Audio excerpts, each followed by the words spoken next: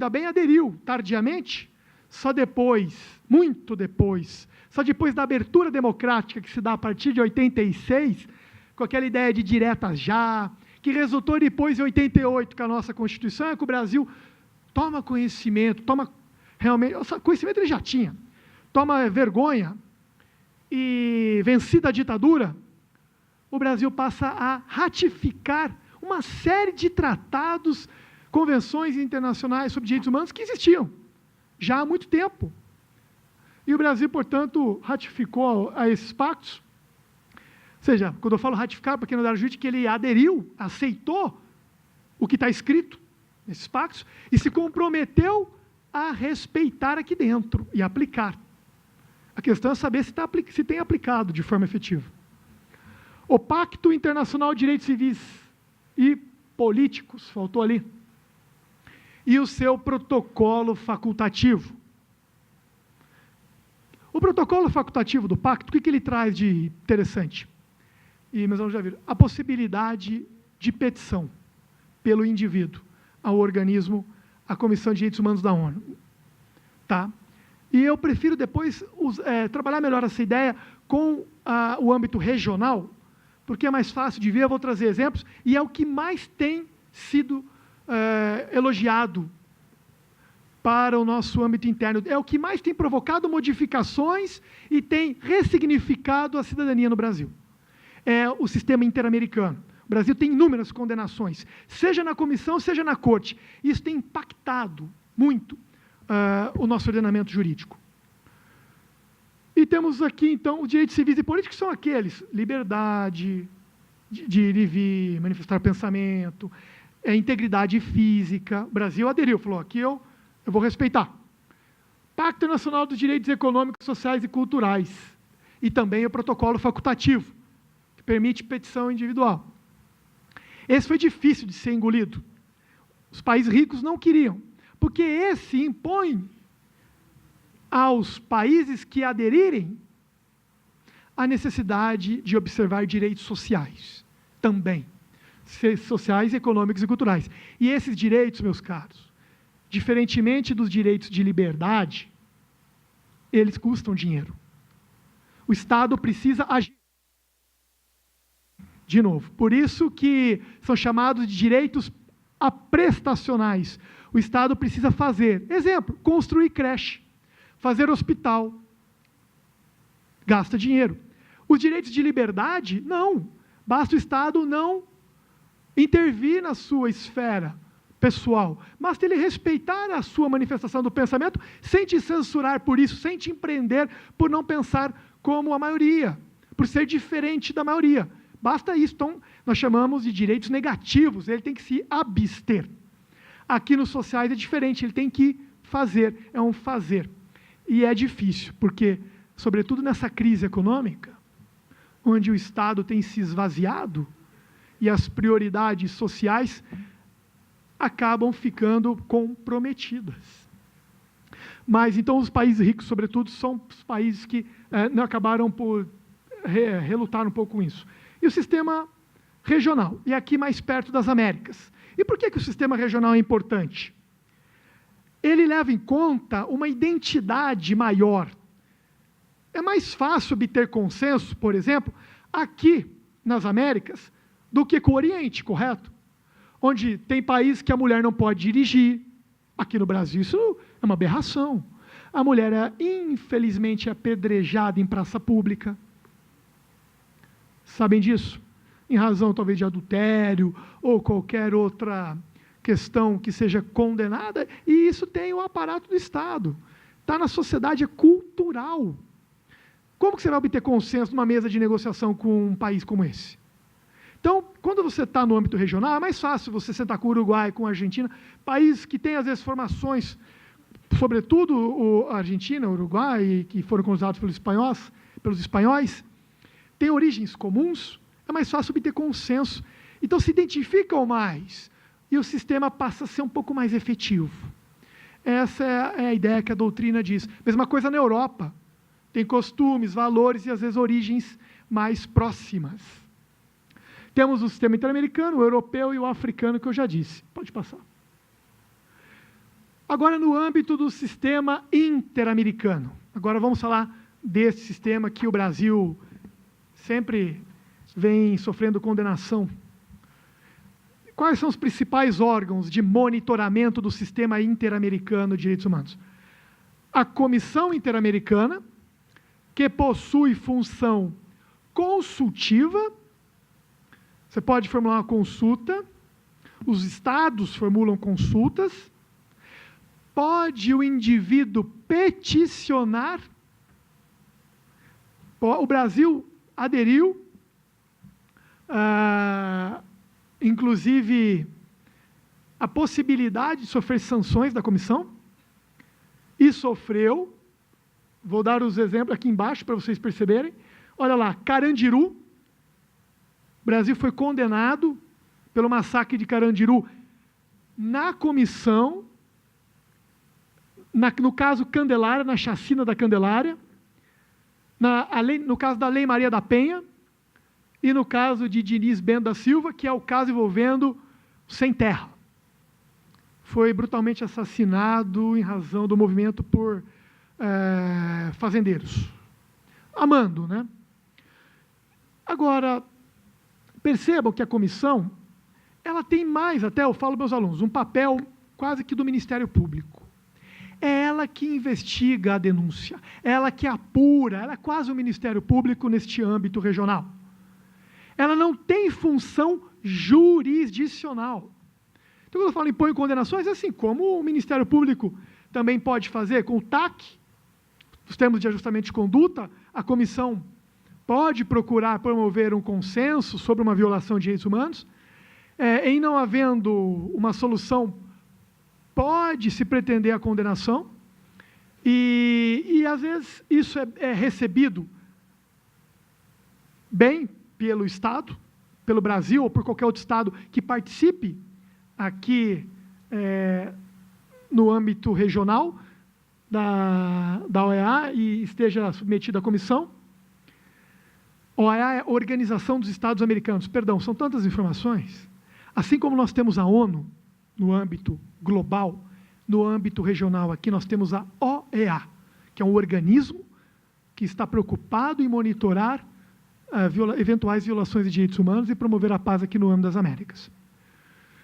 Então, o Brasil foi condenado, agora um exemplo concreto no caso Maria da Penha, vocês vão se lembrar, no caso de violência doméstica. Lembram-se disso? Foi noticiado pelos meios de comunicação. O que aconteceu em resumo? A Maria morava na Penha, por isso Lei Maria da Penha, ela era agredida dentro de casa pelo seu esposo, de forma contumaz, e essas violências não cessaram, nem mesmo depois de buscar a autoridade policial, e nem mesmo depois de buscar o judiciário. Essas violências se perpetraram por muito tempo. As medidas que eram adotadas do ponto de vista jurídico eram ineficientes, a mora jurisdicional em dar uma resposta mais efetiva, a demora, fez com que ela, então, não visse mais saídas que não buscar ajuda internacional. Ou seja, os direitos humanos, eles quando violados, podem ser tutelados em âmbito internacional, claro, se esse Estado aderiu aos tratados e convenções respectivas, como é o caso brasileiro, sempre que no âmbito interno não houver solução para o seu caso. Esgotada, não digo nem esgotada, mas pelo menos buscada solução jurídica no âmbito interno e não solucionada, não cessada a violação, isso caiu na prova do OAB. Precisa esgotar? Não precisa esgotar totalmente. Se você tiver que esgotar, você já morreu. Às vezes o teu recurso fica 10 anos, infelizmente, pendente de julgamento. A sua medida protetiva, hoje nós temos, não é despachada, enfim, etc. Uma série de questões, você é obrigado a ficar esperando até o esgotamento do processo judicial? Não. Mas tem caráter subsidiário. A busca internacional. Caráter subsidiário. Primeiro, busca-se os organismos responsáveis no âmbito interno. Não deu solução, busca-se organismo internacional. É por isso que há doutrinadores que dizem, hoje, o Supremo Tribunal Federal já não é mais a última instância no Brasil. Não é a última instância no caso de violação a direitos humanos. Porque se ainda remanescer violação, depois ainda de apreciado um recurso pelo STF, ainda poderá haver a possibilidade de buscar um desses organismos. Então, no caso, aconteceu uma organização lá do Rio de Janeiro que defende mulheres, bateu às portas da comissão, foi processada a denúncia por meio de uma petição individual, o Brasil deu respostas insuficientes, se mostrou amora em tomar providências, e o risco que ela corria, a sua integridade, tanto que ela é paraplégica hoje, né? Tetraplégica, não sei, está numa cadeira de roda, em razão dessas violências. O Brasil foi condenado a indenizá-la, condenado a publicar essa decisão, né, em meios de visibilidade, e a adotar políticas públicas no âmbito interno para promover a... Gente, até quantas vezes eu vou desligar ainda até o final? Vou tentar ficar quieto com a mão aqui. Mal de italiano, né, que fica, de descendente de italiano. Estava voltando. Políticas públicas. E qual foi a política pública? A edição da Lei Maria da Penha. Então, a Lei Maria da Penha é um exemplo de que o sistema jurídico brasileiro, no âmbito interno, o ordenamento, foi inovado, não porque nossos legisladores estavam debruçados sobre a violência da mulher, mas porque o Brasil foi rechaçado, ele foi criticado internacionalmente, e esse é um instrumento valioso no âmbito dos direitos humanos. A crítica nesses organismos internacionais, tá certo? Recriminado. Na Assembleia Geral da ONU acontece direto, em outras instâncias temáticas, como agora está acontecendo com a Venezuela. A OEA duramente condenou a Venezuela por violações a direitos humanos, pela violência excessiva em relação às manifestações. E o que a Venezuela diz? Eu saio da OEA, então. Ela está submetida a uma série de tratados, como você diz, eu vou abdicar de tudo isso. Então, não me submeto mais. Mas nem por isso a OEA vai deixar de tomar as providências. Isso, independentemente da postura que ela adote em relação à submissão dela a todas as obrigações que ela havia assumido no passado, se manterá as denúncias contra a Venezuela. E temos aqui agora um exemplo agora na Corte. A Corte Interamericana, essa sim, tem função jurisdicional. O que é jurisdicional? Vou dar um exemplo, quem não é da área, é dizer o direito. Vem de jurisdiction, o juiz diz o direito. Não, o juiz, quem é que diz? O juiz. Então tem jurisdição, o juiz tem jurisdição. Quem tem jurisdição internacionalmente sobre direitos humanos? A Corte Interamericana. Se a questão não for solucionada no âmbito da comissão, ainda cabe à comissão remeter a denúncia à Corte. E a Corte tem função jurisdicional. E o Brasil foi condenado, a primeira condenação dele no caso Damião Ximenes Lopes. É o caso mais emblemático, porque é o primeiro que se diz respeito a um caso ocorrido em Sobral, salvo engano, no Ceará, onde esse brasileiro, Damião Ximenes Lopes, portador de transtornos psíquicos, internado numa casa de repouso, foi agredido até a morte, porque teve um surto psicótico, provavelmente, e os remédios não fizeram efeito e ele foi agredido até a morte. E o Brasil foi condenado porque as instâncias internas não deram conta de fazer justiça, não deram conta de reparar o dano à família pecuniário e nem de procurar os responsáveis pelo homicídio.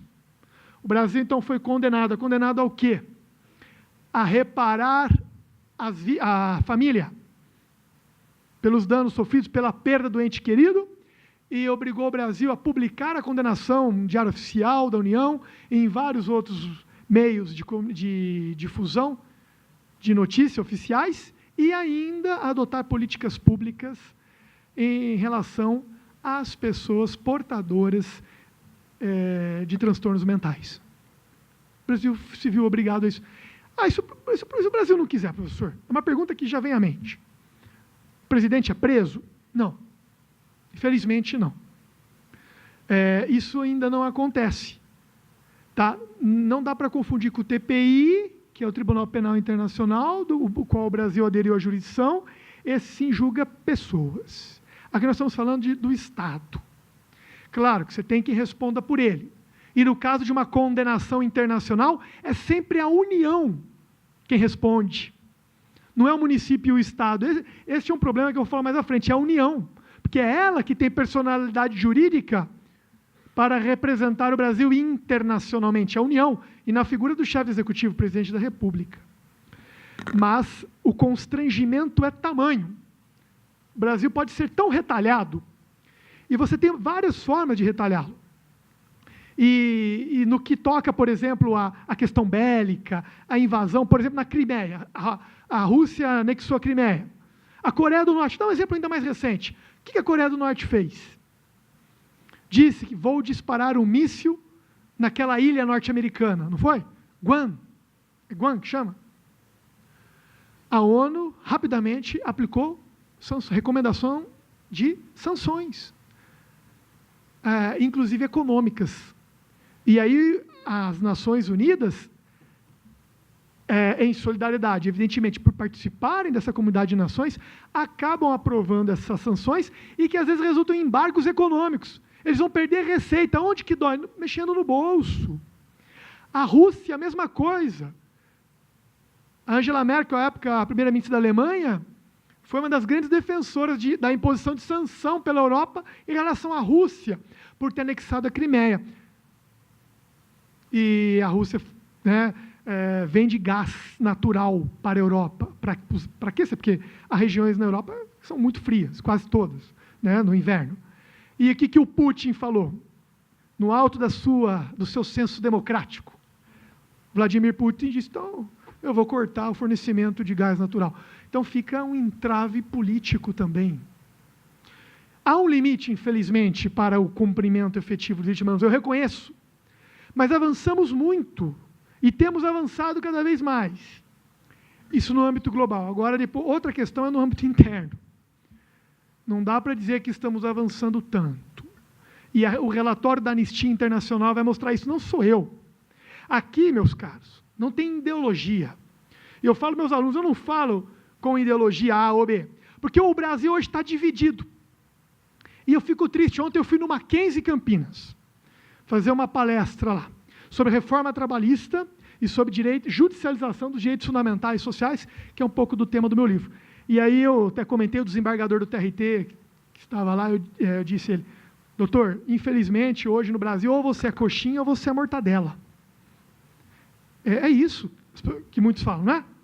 Ou você é coxinha ou você é mortadela, ou você é de esquerda ou você é de direita. Isso é reduzir a nossa capacidade cognitiva.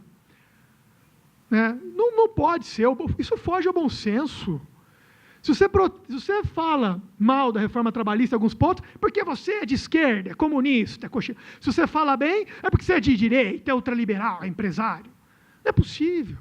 Se a própria Constituição consagra no artigo 1º, como fundamento da República, valores sociais do trabalho e da livre iniciativa, como nunca se fez, valor social do trabalho e livre iniciativa. Quer sair disso? Muda a Constituição. Muda. E ela é, nesse tocante, para mim, é imodificável, é um fundamento. Poderíamos dizer que é pétreo. Por quê? Você se fundamenta em cima de algo, sem aquilo você cai, não é? Uma casa se fundamenta no alicerce. E a Constituição, no artigo 1º, coloca vários fundamentos, e eu vou aqui enunciá-los. Soberania, cidadania, dignidade da pessoa humana, olha só o ser humano, invertendo a lógica das outras constituições.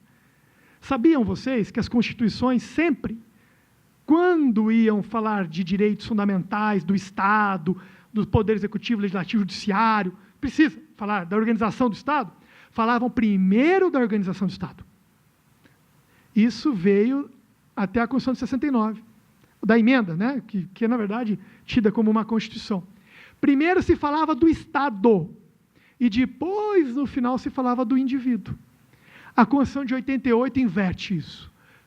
Começa a falar do indivíduo, no artigo 5º, dos direitos e garantias fundamentais, e ele vai falar do Estado, da organização do Estado mais à frente.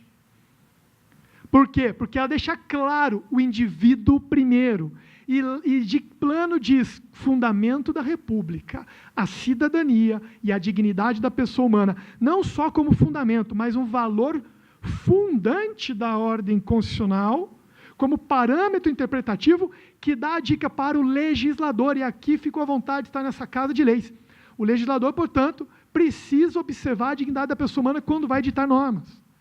Na dúvida, quando diante de um caso, quando a necessidade de editar uma lei, a dignidade da pessoa humana tem que ser sempre observada.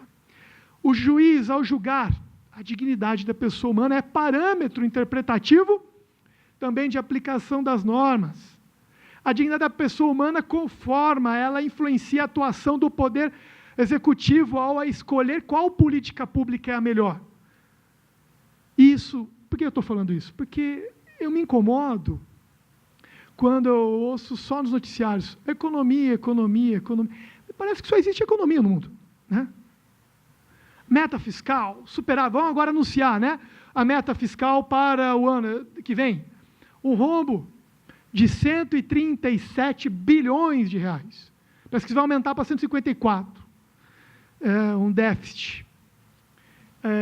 Já estão anunciando esse déficit, porque não estou dizendo que o Estado tem que ser gigantesco, mas a gente precisa, tem hora que dar um chacoalhão e dizer qual que é a prioridade para o Estado. É o indivíduo ou é só o mercado, economia, economia? É claro que se a economia vai mal, não tem emprego. Mas é por isso que a Constituição diz valores sociais do trabalho e livre iniciativa, de mãos dadas. Não dá para ser só um ou só outro. E aí ontem eu fiquei à vontade de falar da reforma trabalhista, que em alguns pontos ela sim subtrai direitos. Claro, horas em itinerário, acabou. Horas de trajeto, o tempo que você gasta para chegar até a frente de trabalho. Às vezes o lavrador gasta 2 horas para chegar até a frente de trabalho para cortar cana. Essas 2 horas ele vai ficar sem receber, vai ficar dentro do ônibus. Você acha que se ele quisesse ficaria ali à toa? Ele estaria com o filho dele, ele estaria lendo, ele estaria em casa com a esposa. O TST tinha dado um bom exemplo, ele tinha permitido que os sindicatos convencionassem, e por meio de negociação, até 50% era válido. Se gastava-se 2 horas, 1 hora era válido. Poderia pagar só uma. E aí você dividia um pouco o ônus para o patrão e o ônus para o trabalhador. Eu achava razoável essa solução, mas acabou, com a reforma trabalhista acabou. E outros exemplos mais. O intervalo da mulher do 384, 15 minutos antes de começar a fazer horas extras, acabou. Não precisa mais. Tá? Adicional de insalubridade, e aí eu vou gastando tempo. Esses são direitos humanos, tá? Não estou fugindo do tema, não. Direito ao trabalho é direito humano, e muito importante. Adicional de insalubridade. Continua, mas a mulher antes grávida não deveria trabalhar, por uma imposição da norma. Porque não há dados suficientes para saber se o feto não vai ser afetado pelo agente insalubre. Por isso a CLT dizia, é recomendado que não trabalhe, então afaste ela do agente insalubre. O que faz a reforma? Permite, pode. Exceto se for em insalubridade grau máximo, aí não. Mas em grau médio e grau mínimo, pode. Exceto se o médico dela apresentar um laudo dizendo que não é recomendado. Que mulher é que vai conseguir esse laudo médico e depois que ela voltar da gravidez vai ou não ter medo de perder o emprego? Então, me parece que era uma norma impositiva que dava uma proteção para o feto e para a mulher grávida. A lactante, mesma coisa. A lactante em qualquer grau, tem que apresentar agora o laudo. E tantos outros. O que vendem? Olha, eu vou dizer aqui, vendem assim, falam de forma retórica, como Esóclides, de forma pomposa. Aponte um só direito subtraído do trabalhador. E os deputados disseram na Câmara, aponte um único direito que foi retirado do artigo 7º da Constituição. Aí você fala, nossa, deve ser verdade, você se sente otário. Porque realmente Não deve ter tirado. Mas não tirou mesmo. Do artigo 7º da Constituição, nenhum. E nem poderia, porque a reforma trabalhista se dá por norma infraconstitucional, por uma lei ordinária. Teria que mudar a Constituição, porque o artigo 7º trata de direitos mínimos. E a CLT ampliou o rol dos direitos mínimos. O próprio parágrafo 2º do artigo 5º diz: os direitos e garantias expressos nesta Constituição não excluem outros decorrentes do regime por ela adotado, nem dos tratados sobre direitos humanos do qual o Brasil faça parte. E aí ontem, sabe o que o desembargador falou? Em alguns casos, sabe o que eu vou fazer? Achei interessante a solução do magistrado. Eu vou invocar as convenções da OIT, porque as convenções da OIT foram ratificadas pelo Brasil e, segundo a posição do Supremo Tribunal Federal, tem status supralegal acima da lei ordinária, portanto, eu aplico no ordenamento interno como norma supralegal acima da lei ordinária que vai reformar a CLT, naquilo que eu achar que é prejudicial ao trabalhador. Tem alguns pontos positivos? Eu acho que tem. Por exemplo, a possibilidade de parcelar as férias agora em 3 vezes. Já é assim no serviço público federal, pelo menos. A gente já pode. Então, acho que isso às vezes é interessante. Tá? E alguns outros pontos. Mas, no geral, eu vejo com preocupação. Tá? Mas, enfim, voltando aqui. Olha, eu vou perdendo. Eu só queria deixar claro, sem ideologia, temos que parar. É muito maniqueísmo achar que você é coxinha ou que você é coxinha ou mortadela. Temos que ser humanistas, independentemente de inclinação político-partidária. Temos que ter um pacto pela nação. E está faltando. E eu vou fechando esse meu pensamento aqui. Não, parece que tem quantos minutos ainda? Que eu vou... Para eu acelerar aqui, que eu acho que eu ainda estou na metade aqui, eu vou correr. Eu vou me empolgando aqui. Senhor Remédio, o senhor levanta a mão a hora que estiver cansado, por favor. O que acontece hoje? Tem um professor de filosofia da Unicamp, Roberto Romano. Kátia, tá tudo...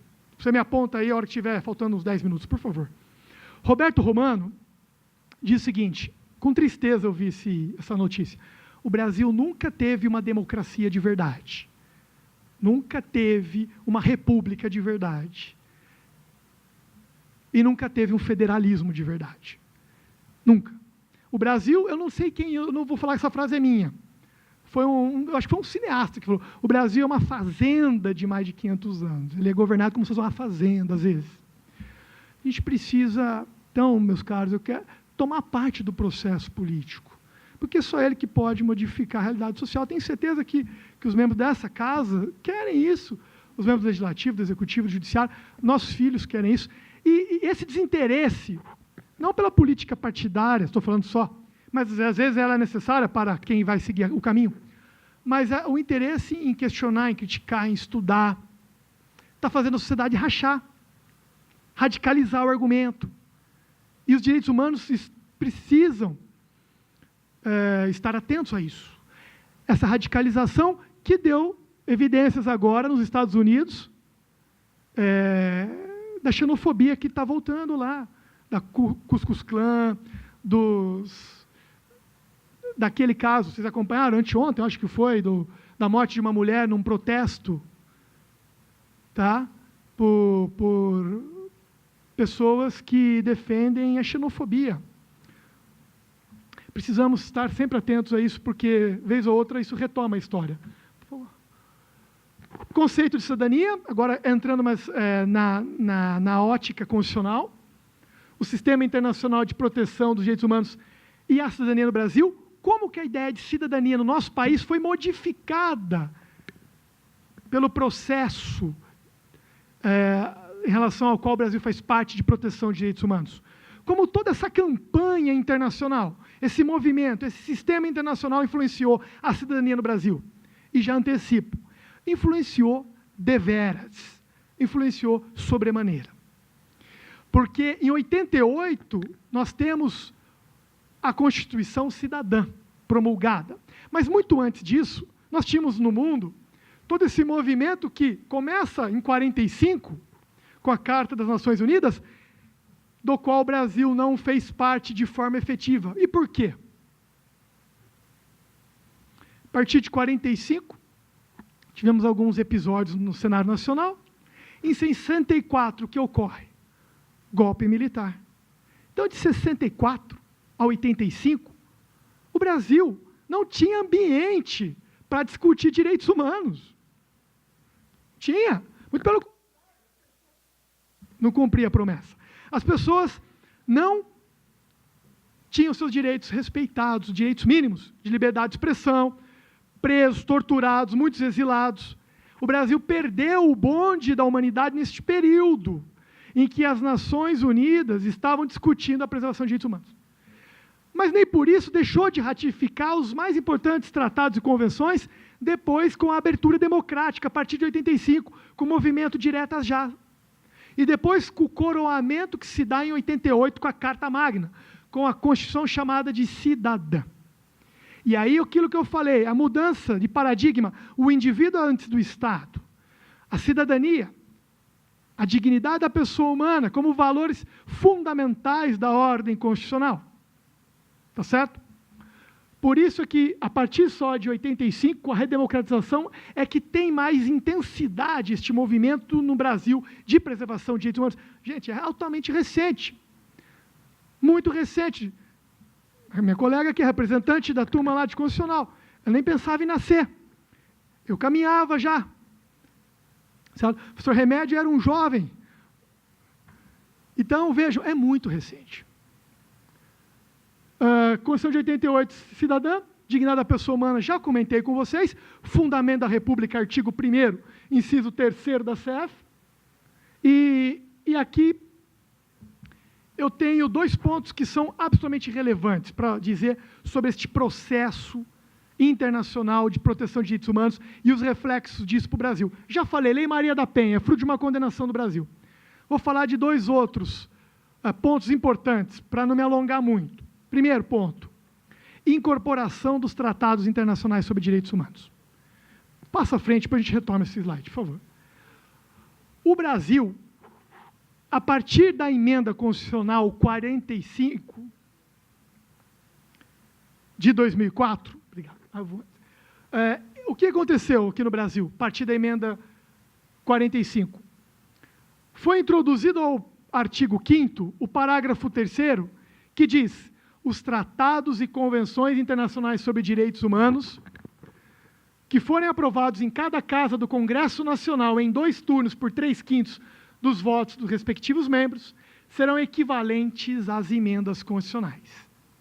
Ou seja, se deu status, força de emenda constitucional, norma constitucional, como se já tivesse sido feito pelo Poder Constituinte. Tamanha a importância de tratados internacionais sobre direitos humanos ratificados pelo Brasil. Isso é fruto de uma pressão internacional para que o Brasil colocasse no seu ordenamento jurídico que ele daria um tratamento especial aos tratados sobre direitos humanos. Nós temos vários tipos de tratados, tratados de respeito a questões econômicas, de cooperação de tecnologia, mas sobre direitos humanos merecem tratamento especial. Está na Constituição. Parágrafo 3º do artigo 5º. Isso deu uma polêmica, e sabem em que momento que isso foi polemizado? Vocês vão saber, já devem ter ouvido falar, ou algum vizinho. Prisão civil do depositário infiel. Aquela pessoa que comprava um carro financiado e era depositário infiel por alienação fiduciária, ele era nomeado depositário e depois vendia o bem para um terceiro, sumia com o bem que estava alienado, mas que era do banco. Ele podia ser preso, porque ele sumiu com o bem, ele era depositário infiel. Queimava o carro. Quantos queimavam o carro? Depositário infiel, podia ser preso. Outro que podia ser preso, e esse ainda pode, o devedor de alimentos. Já ouviram falar de alguém preso porque não pagou pensão alimentícia? A Constituição Federal proíbe prisão civil no Brasil. Só em 2 casos. Prisão por dívida. Só 2 casos que podem. Depositário infiel, que já caiu por terra, mas ainda está no texto formalmente, e devedor de alimentos. Prestação alimentícia, devedor de prestação inexcusável, de inadimplemento inexcusável de alimentos. Não me recordo exatamente o termo técnico, mas, grosso modo, devedor de alimentos. O que aconteceu? Chegou um recurso até o STF, de uma pessoa presa porque era depositário infiel. E a discussão que se travou foi, poxa, o Brasil, ele ratificou a Convenção Americana de Direitos Humanos, o Pacto de São José da Costa Rica. E o Pacto de São José da Costa Rica, ele proíbe a prisão do depositário infiel. Ele só permite, né, a prisão do devedor de alimentos. Como equacionar a questão se a própria Constituição Federal permitia a prisão do depositário infiel? Foi então que, depois de muita discussão, e o Supremo Tribunal Federal ficou dividido, ao ponto de que, ao final, o voto, a decisão que prevaleceu, foi de que, vejam, é necessário dar um tratamento especial.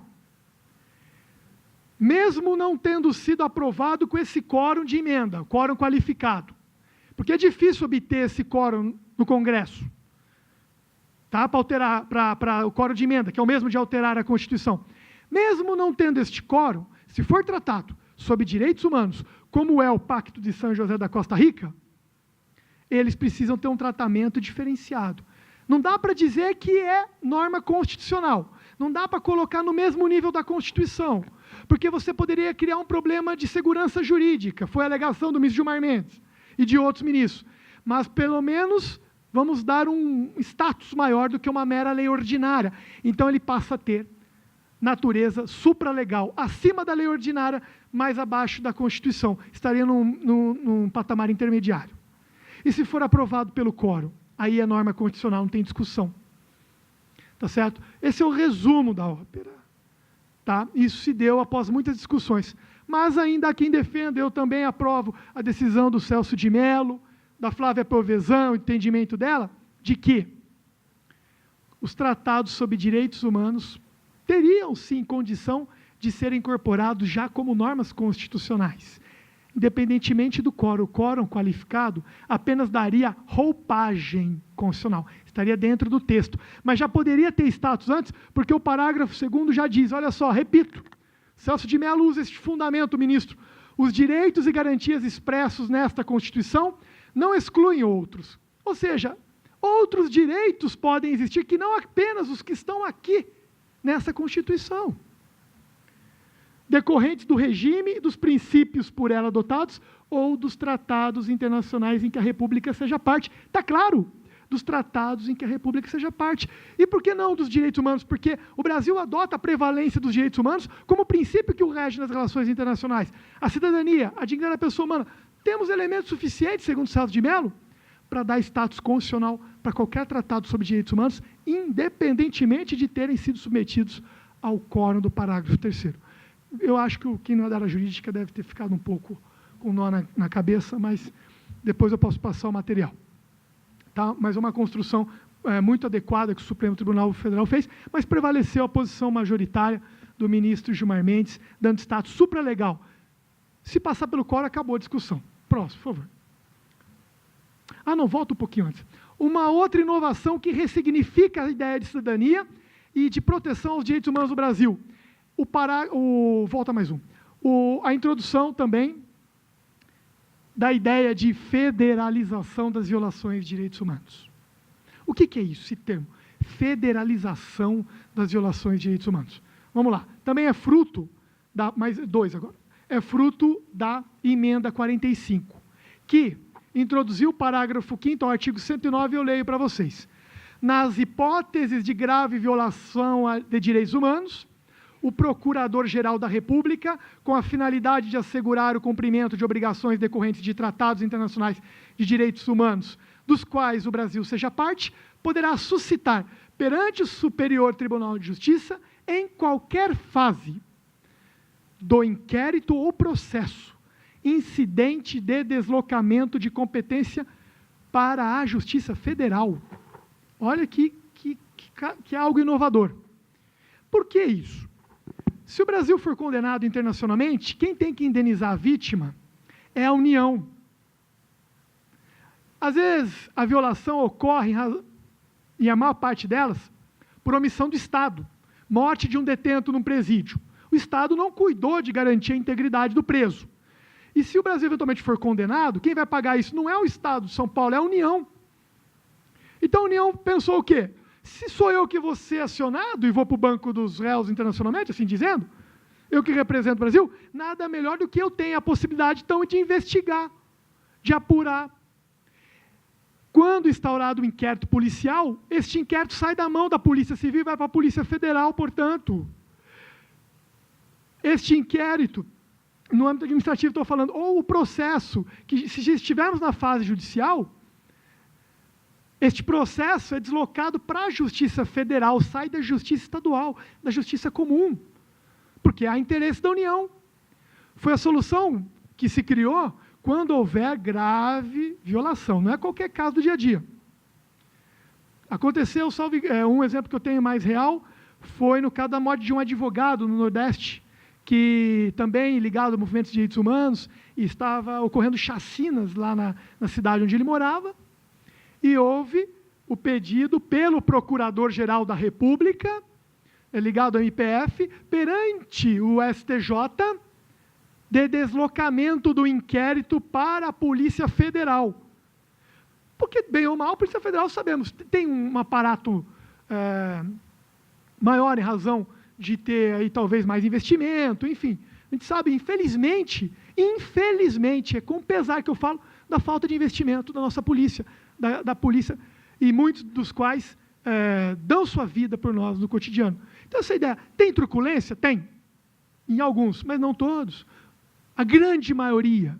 Como tem advogado bandido, médico, pilantra, vê o Abdel, o médico Abdel, que acabou de novo, uma novela, ele sai da prisão, ele volta da prisão, ele vai domiciliar, ele vai para o hospital, ele vai para o Einstein, não para o Sírio, né, não sei, enfim. Então, toda profissão tem o seu bom ou o seu mal. Então, quando a gente fala de violação pelas forças policiais, que é o próximo ponto que a Anistia Internacional coloca, isso não é senso comum, isso é minoria, mas que existe, existe. A violência a direitos humanos ocorre em vários setores, em várias searas. É que talvez na força policial a repressão é mais fácil de ver, mas ela ocorre às vezes nos bastidores, às vezes de forma até mais prejudicial à comunidade. Passando um pouco, e aqui então eu aponto os desafios, terminando a minha fala, acho que eu tenho mais uns 7 minutos, vou caminhando para o fim, os desafios brasileiros para uma efetivação maior de direitos humanos. Eu trago alguns pontos aqui para uma análise conjunta. Primeiro, não sou eu que falo, é a Anistia Internacional, que é um movimento internacional que tem adesão de mais de 150 países em busca da proteção de direitos humanos, tem parceria com outros organismos, como a ONU, o Cruz Vermelha e tantos outros, monitora violações a direitos humanos ao redor do mundo e fez um relatório do Brasil 2016-2017, apontando os seguintes problemas no Brasil. Relatório da Anistia Internacional aponta violações de direitos humanos no Brasil em 2016. Graves violações. Retrocesso nos direitos humanos, sobretudo direitos sociais. Preocupação que se aponta, e aqui não estou dizendo se eu sou favorável ou contra, mas é uma preocupação com aquela questão do teto dos gastos públicos, o quanto isso pode impactar os mais pobres. Talvez isso precise ser bem monitorado, é o que a Anistia coloca. Crítica ao aumento de mortes em ações policiais. Seja os policiais que matam, seja os policiais que morrem. Veja no Rio de Janeiro, quantos policiais estão sendo mortos. Então, direitos humanos são direitos para o cidadão que sofre a truculência e para o policial que é vítima do criminoso. Porque o Estado não dá a esse policial o amparo necessário, o expõe desmedidamente. E temos também aquele mas esse para mim, eu não falo que é policial, ele já passou para o outro lado, né? Mas nós temos que pensar de forma ampla, porque os direitos humanos são para ambos, para todos. Então, ela aponta isso, e isso é preocupante. O Rio de Janeiro, meus caros, vive um caos, né? Está quase ensejando a intervenção federal, né? Senhor Médio, não sei se o estado de coisas que se instala no Rio precisou de exército, forças de segurança nacional, continua havendo assassinatos diários de policiais. Onde vamos parar? O caos, o legado das Olimpíadas e da Copa do Mundo, que eu sempre falava para meus alunos, que eu falava, isso não vai dar certo, não vai muito bem. Tudo abandonado, obras inacabadas, endividamento, Tudo isso é algo preocupante. Uso de força excessiva em manifestações, seja na época do impeachment da presidente Dilma, seja agora em relação ao presidente Temer, independentemente do lado, as manifestações devem ser sempre bem-vindas. Na Europa é normal. Aqui no Brasil, quem se manifesta é tido por vagabundo. É isso que eu não entendo. Não dá para sair quebrando. Isso aí é bandido. Fala manifestação pacífica. Sem perturbar também o direito de ir e vir de quem não quer participar. Então tem que haver um equilíbrio dos direitos. A questão é que se você fala que você é vagabundo, é bandido. Na Europa, meus caros, isso é normal, isso faz parte da consciência do europeu. Mexeu com uma classe trabalhadora, todo mundo protesta em prol, porque o bem comum deve prevalecer. E não o bem de grupos. O Brasil hoje, eu vi naquela Conexão Roberto Dávila, acho que não me lembro quem foi palestrar lá, cientista político. O grande problema do Brasil hoje é que vivemos um movimento de grupos. Defesa de grupos. É uma oligarquia. Como diz Aristóteles, o governo é de algum para alguns. Esse é um desafio. O Brasil podia ter dado, certo, ele disse, se tendesse lá no processo de redemocratização, há interesse de grupos. Sempre teve. Vejam o começo da República, a queda de Pedro II, que sempre disse, sou mais republicano na minha alma do que Deodoro da Fonseca, que me golpeia com essa república que ele quer implementar, que não foi república. Depois a gente sabe, foi a República Café com Leite, a troca de Minas e São Paulo. Depois tivemos Vargas, ditadura Vargas. Depois 64, golpe militar. E agora 88, nossa democracia é uma criança que engatinha. Temos que tomar cuidado para não perdermos o que conquistamos até aqui. Temos que estar atentos. Violência contra a mulher, superlotações em prisões. E o Brasil, isso aqui também é um dado, o Brasil, pasmem, votou este ano contra uma resolução do Conselho de Direitos Humanos da ONU. O atual presidente votou contra, que renovava o mandato da ONU para monitorar os impactos das políticas fiscais sobre os direitos humanos. Votou contra. Não quer submeter a este monitoramento, rompendo com a tradição brasileira, que até então votava favoravelmente.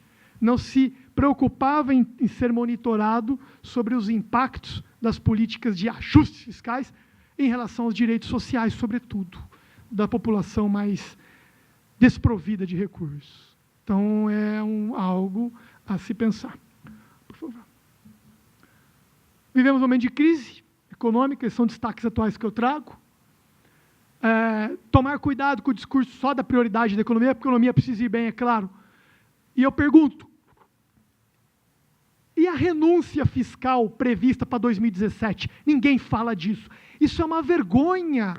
Gravem, uma vergonha. Não tenho pudor em dizer isso.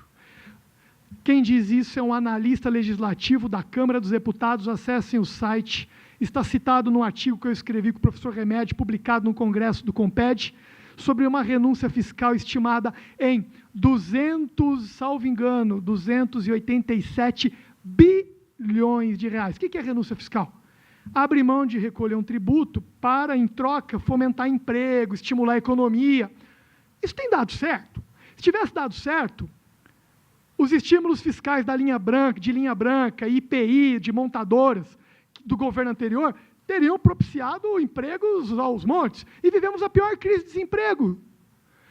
Então, abrir mão desses impostos não resultou automaticamente em empregabilidade. Isso não foi bem colocado para a população, não é bem estudado. Certamente, o lucro foi remetido para as matrizes em outros países. E o desemprego aqui nos assola pela crise que se instala por diversas razões. Mas essas renúncias fiscais precisam ser revistas. 287 bilhões é maior do que o déficit projetado para o ano que vem. Está abrindo mão de receita. Aí a Previdência dá rombo. Claro que vai dar rombo. Você está abrindo mão de COFINS, de PIS, de uma série de contribuições sociais. Claro que vai dar rombo. Mas ela por si só, Previdência, tirando assistências e saúde, compõe o tripé da Seguridade, talvez não seja deficitária. que ela tem que ser atualizada, porque o brasileiro vive mais, eu concordo. Mas por que esse afã de reformas? Reformas, reformas. Alguém perguntou para a senhora se a senhora é a favor da reforma da Previdência? Uma coisa é falar que, e aqui eu digo, na Alemanha se aposenta aos 60. Todo mundo, aos 65, acho que é 65. Mas lá se vive até os 84, fazendo Cooper, correndo muito bem, fazendo polichinelo. Aqui, Malemar, chega aos 70 com saúde, infelizmente, a média do brasileiro. Imagine o cortador de cana. Quantos a gente vê que das ações trabalhistas morrem de exaustão cortando cana aos 40? E vão aposentar com quantos? Parece que o movimento é de diminuir, pelo menos para os rurais. Com 60? Pode cortar cana até 60? Dá conta? Precisamos discutir, eu acho que precisamos discutir melhor. Não que não precise ser atualizado, mas discutir com as prioridades do povo brasileiro, não de grupos. Precisamos erguer a cabeça e correr atrás do prejuízo. Porque quanto mais a gente se distanciar desse cenário de discussão, mais prejuízo teremos para os nossos direitos humanos. E termino dizendo, só bate para ver se eu terminei. Termino dizendo, alguns falaram ufa, né? Mas termino dizendo, só a educação é que, não poderia deixar de dizer, é que vai realmente alavancar. Tinha que terminar desligando o microfone também. Só a educação é que vai alavancar a cidadania no Brasil, porque é só ela que realmente liberta, o resto é provisório. Só ela que liberta o ser humano para buscar aquilo que melhor lhe convier, em busca de um projeto de sociedade mais justa e fraterna, conforme consagrado na Constituição Federal. Objetivo da Constituição, construir uma sociedade livre, justa e solidária. E precisamos nos atentar justamente para a solidariedade nos tempos atuais. E a educação, certamente, é um grande instrumento propulsor de tudo isso. Meus caros, eu agradeço, peço desculpas por ter me alongado eventualmente, mas isso aqui é o resumo de um semestre de aula, que eu enxuguei ao máximo para vir falar aqui, trocar algumas palavras com vocês. Foi mais um bate-papo, agradeço imensamente a vinda de todos, a atenção e a paciência de vocês. Obrigado.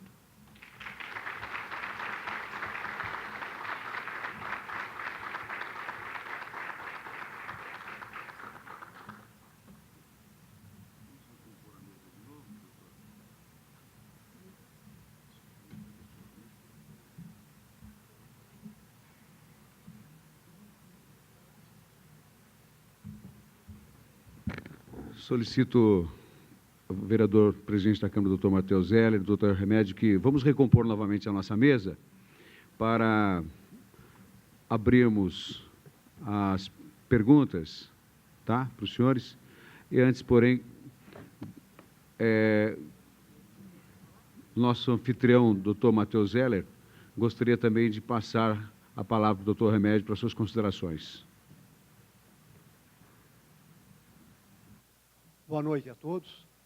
É uma alegria, uma honra retornar a essa Casa de Leis, rever muitos amigos e ter o privilégio de reencontrar aqui um ex-aluno que, enquanto aluno, era brilhante e hoje, mais que isso, preside a Casa de Leis de Piracicaba e na sua segunda legislatura, né, gestão.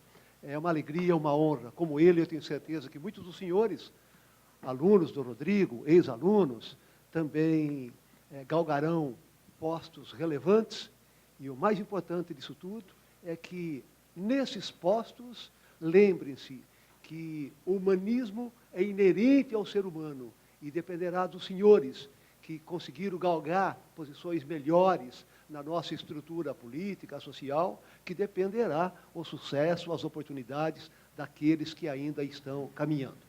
Eu cumprimento com alegria o doutor Rodrigo, eu posso asseverar com a maior tranquilidade possível. Sou padrinho de casamento do doutor Rodrigo, tive a alegria e ele me convenceu a ser padrinho de casamento em Paraty, andei quase 400 quilômetros para o casamento e conheci Paraty, moído com a viagem, é bem verdade.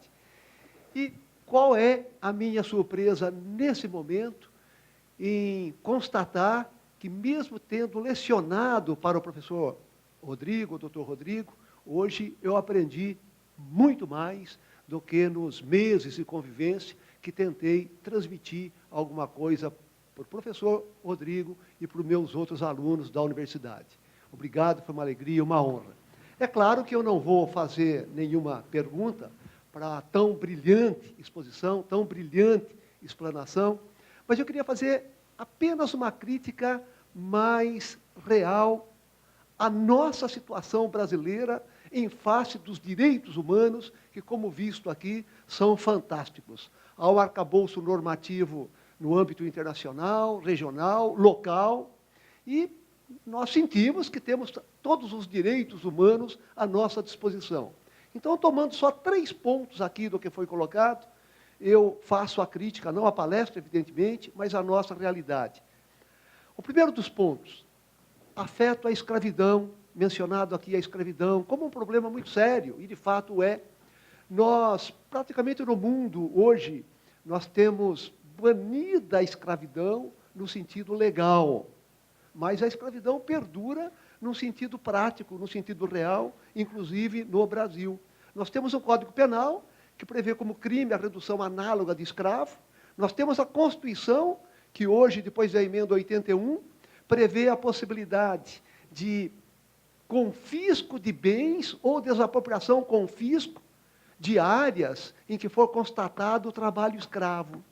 Mas, pasme, meus senhores, conseguiram os nossos legisladores e também o nosso poder judiciário e também o executivo interpretar essa disposição constitucional como dependente para a aplicação de uma lei infraconstitucional, lei essa que está em andamento e nem termina nunca, que, por incrível que pareça, reduz as possibilidades do trabalho escravo. O trabalho degradante, por exemplo, deixaria de ser considerado análogo de escravo. Esse é o primeiro dos retrocessos que, no papel, os nossos direitos humanos são fantásticos. E no papel também acabam, às vezes, passando medidas aí que passam por nossas casas de leis e as pessoas fazem de conta que não percebem e, na prática, os efeitos são funestos. Funestos para quem? Para nós, todos, cidadãos. Por quê? Porque um indivíduo que sofre trabalho escravo, a humanidade toda perde, o brasileiro todo perde, nós perdemos, o indivíduo perde também. A segunda questão foi colocada a respeito da emenda 45, de 2004, como um tremendo de um avanço de possibilitar que um tratado que trate, que se refira a direitos humanos, aprovado por maioria de emenda, passe a ter força de emenda aqui no Brasil. Claro que é fantástico, é uma novidade fenomenal. Mas quantos tratados nós temos de 2004 até hoje aprovado com essas características? O único. E foi recentemente, é o relacionado à pessoa com deficiência. Então, de um lado, se apregoa um discurso fantástico na nossa legislação. A realidade não mostra bem isso. E eu não preciso falar da situação da pessoa portadora de deficiência aqui no Brasil. Até porque eu sou um portador de deficiência visual. Ainda tenho outras também, mas a visual é gritante, eu não enxergo com o olho esquerdo. Se eu prestar um concurso para juiz e para promotor, eu tenho cota, vaga assegurada para os portadores de deficiência. Será que eu preciso? Ou será que tem portador de deficiência que realmente precisa de um tratamento diferenciado? Eu estou dizendo, será que eu preciso? Porque eu fui promotor por 27 anos e naquela época não tinha concurso com vaga destinada para deficiência. Então, com certeza, eu não preciso por essa razão. Mas outros precisam. O cadeirante, o que não consegue ir para a escola, quem enxerga com o olho só, posso afirmar que não precisa, porque é o meu caso. O outro vê igualzinho ao que vocês veem. E, às vezes, vem menos besteira, porque só enxerga com um ainda. Às vezes. E, por fim, o ponto que mais me assusta, que mais me preocupa, que também, para mim, é a menina dos olhos, é a educação. A educação é a menina dos olhos do Brasil, é a menina dos olhos do mundo. Sem educação, a gente não vai conseguir se desenvolver. E como é que nós estamos na educação? E é a seara do professor Rodrigo, ele fez um trabalho brilhante na escola, publicou um livro a esse respeito, e eu fui agraciado com um exemplar. Não trouxe nenhum para sortear, professor? Ah, bom. E está esgotado, hein? Está esgotado. Ele teve essa delicadeza de brindar os senhores aí com o prêmio. Mas a educação no país, ela é tão importante, ela é tão relevante e, ao mesmo tempo, é tão caótica. Ela é tão caótica que nós chegamos anualmente no país a constatar que há um montante de corrupção anual de valores que envolve aqui o nosso Brasil, de 200 bilhões de reais por ano. E aqui foi mencionada a corrupção endêmica. Isso corresponderia a 3 vezes o orçamento da educação e da saúde. E nós não temos educação. Nós não temos educação com qualidade.